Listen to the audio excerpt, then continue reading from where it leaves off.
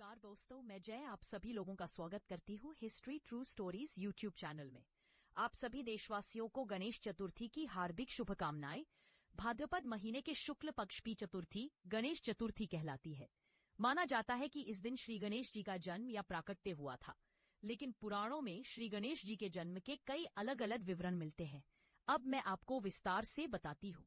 Channel को subscribe कर अपना सहयोग दे। देश भर में गणेश चतुर्थी के उत्सव की धूम है।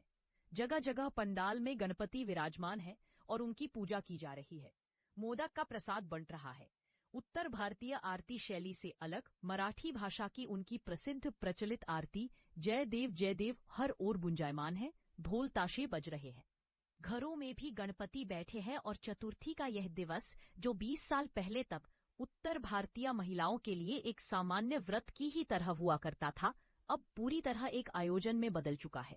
भारतीय समाज में बाल रूप में पूजन के लिए 2 देवताओं की मान्यता बहुत है। एक है श्री कृष्ण और दूसरे है श्री गणेश। श्री कृष्ण का लड्डू गोपाल स्वरूप तो लोक कथाओं में रच बसकर उत्तर से दक्षिण तक व्यापक रूप से फैला हुआ है।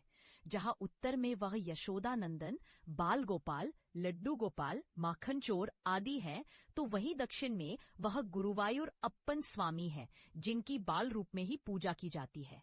संतान प्राप्ति के लिए मांगी जाने वाली वहां एक आम मनोकामना है, जिसमें वह जो कहते हैं उसका अर्थ कुछ ऐसा है कि हे गुरुवायूर अप्पन स्वामी, आप बाल रूप में आकर हमारे आंगन में खेलो।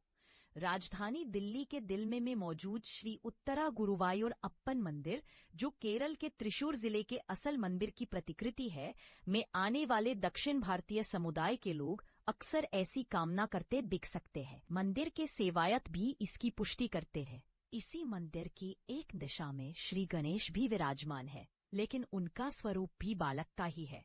दक्षिण भारत में गणेश जी की मान्यता और पूजा मुरुगन, कार्तिकेय, शिव पार्वती के बड़े पुत्र के छोटे भाई के तौर पर है। जहां मुरुगन देव सेनापति है, गंभीर है, बड़े बड़े असुरों के संहारक है और बहुत मर्यादित है, वहीं छोटे भाई गणेश नटखट है, माँ के दुलारे है, बुद्धि और चातुर्य में भी आगे है और सबके मन को मोहने वाले है। बिल्कुल भारतीय मध्यम वर्गीय परिवार वाली एक संकल्पना की तरह, जहां बड़ा भाई पिता का रूप होता है, इसलिए मर्यादा में रहना उसका स्वभाव बन जाता है, और छोटा भाई माँ का दुलारा है, इसलिए वयस्क हो जाने पर भी उसकी चपलता नहीं जाती है।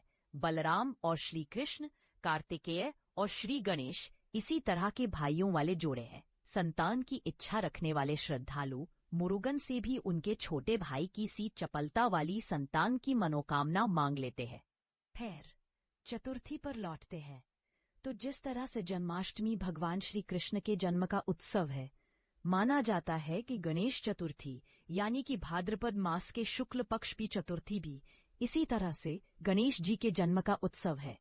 हालांकि यह मान्यता हर तरफ एक जैसी नहीं है, क्योंकि श्री कृष्ण के जन्म की बात इसलिए भी स्वीकार्य है क्योंकि महाभारत के मौसल पर्व में उनके महाप्रयाण धरती से गोलोक या वैकुंठ वापसी का वर्णन है, लेकिन श्री गणेश के ऐसे किसी प्रसंग का जिक्र नहीं मिलता है।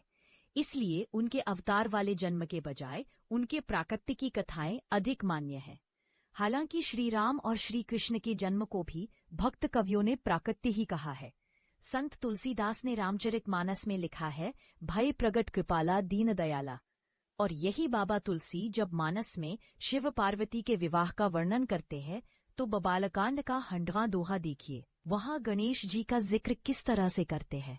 मुनि अनुशासन गणपति ही पूजय शंभु भवानी, को सुनी संशय करे जनी सुर अनादि जिय जानी। अर्थ, मुनियों के कहने पर शिव और पार्वती ने गणेश जी की पूजा की थी। कोई भी इससे संशय न करे, क्योंकि गणेश जी अनादि है और विवाह के समय वे शिव पार्वती से पहले के देवता थे। प्रसंग है कि शिव पार्वती विवाह हो रहा है। विवाह ठीक तरह से संपन्न हो, इसलिए ऋषियों ब्राह्मणों के कहने के अनुसार शिव जी ने विघ्न विनाशक गणेश जी की पूजा की। सवाल उठता है कि माता पिता का ही विवाह हो रहा है तो अपने ही विवाह में वे अपने ही पुत्र की अग्रपूजा कैसे कर सकते हैं। तुलसीदास जानते हैं कि यह लिखने पर जनता संशय करेगी ही करेगी, तो उन्होंने अपने इसी दोहे में बिना कुछ बताए संशय करने से मना कर दिया है। यही संशय इस सवाल को उठाता है कि आखिर श्री गणेश का जन्म अथवा प्राकट्य कैसे हुआ है। 18 पुराणों से परे सनातन परंपरा में कुछ उप पुराण भी है, जिनमें गणेश जी को समर्पित एक विशेष पुराण बताया गया है, जिसका नाम ही गणेश पुराण है। इस पुराण में श्री गणेश को ब्रह्म स्वरूप ही बताया गया है। इस पुराण की कथा भी नैमिषारण्य में सूत जी उसी तरह से सुनाते हैं, जैसे उन्होंने महाभारत, स्कंद पुराण व अन्य पुराण सुनाए थे। ऋषि उनसे पूछते हैं कि देवों में सबसे अग्रणी कौन है। तब सूत जी बताते हैं कि अक्षरों में सबसे प्रथम ओम के निराकार स्वरूप को ही प्रणव कहते हैं। इसी प्रणव में ब्रह्मा, विष्णु, महेश अपने सत्व, रज और तम गुणों के साथ समाये हुए हैं। यह प्रणव जब साकार होते हैं तो श्री गणेश हो जाते हैं। प्रथम होने के कारण यही प्रणव गणेश ही प्रथमेश यानी प्रथम देवता है। इनका प्राकट्य चारों युगों में होता रहा है। सत्य युग में गणेश विनायक के रूप में प्रकट होते हैं। 10 भुजा वाले, विशाल, दानशील और वह सिंह पर सवार होते हैं। द्वापर युग में गणेश गजानन के रूप में प्रकट होते हैं। उनकी 4 भुजाएं हैं, उनका रंग लाल है और वे डिंक नामक चूहे पर सवार होते हैं। इस युग में वे शिव और पार्वती के पुत्र के रूप में जन्म लेते हैं। कली युग में गणेश धूम्रकेतु के रूप में प्रकट होते हैं। उनकी 2 भुजाएं हैं, उनका रंग धुएं जैसा है और वे घोड़े पर सवार होते हैं। इस युग में वे बर्बर सेनाओं से युद्ध करते हैं और राक्षसों का संहार करते हैं। इस वर्णन से यह स्पष्ट होता है कि शिव पार्वती के पुत्र के रूप में प्रकट होने की प्रचलित कथा द्वापर युग की शुरुआती कथा है। यही से उनका गजानन नाम भी आता है। इसके पहले उनके नाम विनायक, मंगल, शुभ, महोदर और महोत्कट हैं। दूसरी बात यह कि कलयुग में भी उनके अवतार का जिक्र है, लेकिन पौराणिक मान्यता है कि चारों युग कई कई बार बीत चुके हैं, तो संभवतः इस कलयुग की नहीं बल्कि पहले के बीते हुए कलयुग की बात हो रही है। गणेश जी के जन्म की एक सामान्य कथा जो सबसे अधिक प्रचलित है, वह पार्वती के उबटन से उत्पत्ति की आती है। जब शिव जी ने कामदेव को भस्म किया, तब रति ने देवी पार्वती को श्राप दिया कि वह कभी कोख में अपनी संतान को धारण नहीं करेंगी। इस वजह से पार्वती की सभी संतानें शिव शक्ति के मिलन से उत्पन्न हुई ऊर्जा को किसी अन्य के संरक्षण में देकर हुईं, जैसे कार्तिकेय का ही जन्म चह कृत्तिकाओं के गर्भ से हुआ था। क्या इसे आज की आधुनिक सरोगेसी का एक रूप माना जा सकता है? इसी तरह उन्होंने अपने समान गुण वाली एक कन्या की कल्पना की तो अशोक सुंदरी का जन्म हुआ। समय आने पर कार्तिकेय नाराज होकर दक्षिण दिशा में चले गए और अशोक सुंदरी तपस्या के लिए चली गई। देवी पार्वती कैलाश पर अकेली रह गई। तब उन्होंने एक दिन इसी शोक की अवस्था में अशोक वृक्ष के नीचे बैठकर परम शक्ति का ध्यान किया।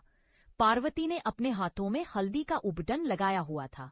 उन्होंने उससे निकले पिंड से एक आकृति बनाई और विचार करने लगी।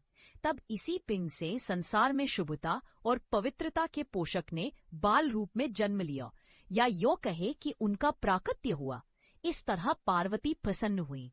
बालक के प्रकट होते ही संसार की चाल बदल गई और हर तरफ एक नई नवीनता और उत्साह का संचार हो गया। इस परिवर्तन को देखकर ब्रह्मदेव समझ गए और कैलाश पहुंचे। यहाँ उन्होंने देवताओं के साथ देवी पार्वती को पुत्र जन्म की बधाई दी और बालक का नाम विनायक रखा। जब वह प्रकट हुए तब उनकी अवस्था 4 वर्ष के बालक जैसी थी, जिस पर देवी पार्वती बहुत प्रेम लुटा रही थी। बाल रूप गणेश ने देवी पार्वती के कहने पर उन्हें वचन दिया वह सदा ही उनके पास रहेंगे। इसीलिए देवी दुर्गा की हर प्रतिमा के साथ गणेश की मौजूदगी दिखाई देती है। यह कथा थोड़े बहुत अंतर के साथ मत्स्य पुराण और ब्रह्मवैवर्त पुराण में मिलती है।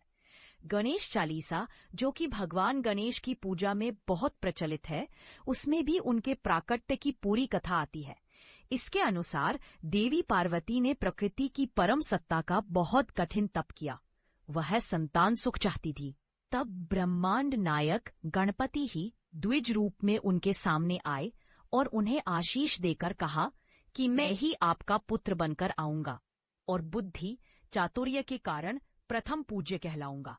आप इस पुत्र को बिना गर्भ के ही धारण करेंगी और इस पर अपनी ममता लुटाएंगी।